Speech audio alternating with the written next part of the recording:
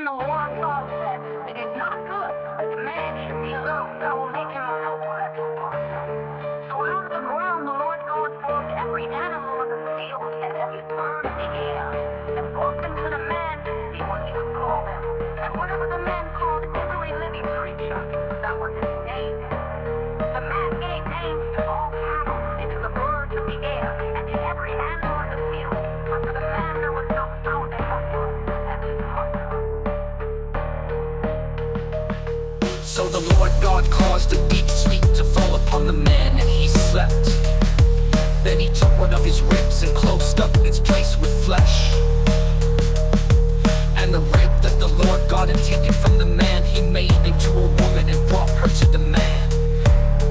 Then the man said, "This at last is bone of my bones and flesh of my flesh. This one shall be called woman, for out of man this one was taken.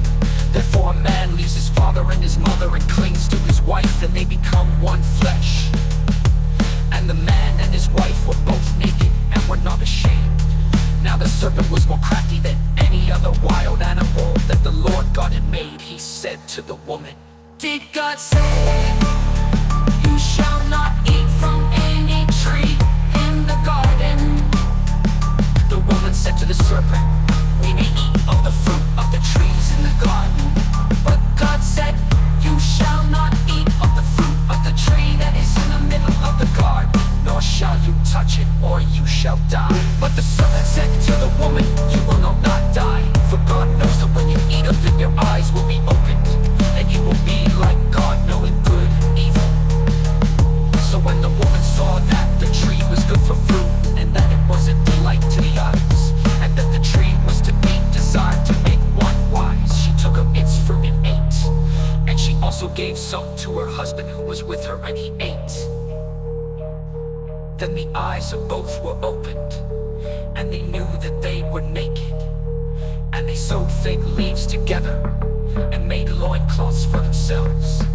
They heard the sound of the Lord God walking in the garden at the time of the evening breeze. And the man and his wife hid themselves from the presence of the Lord God among the trees of the garden. But the Lord God called to the man and said to him, 'Where are you?' He said, 'I heard the sound of you in the garden, and I was afraid because I was naked, and I hid myself.'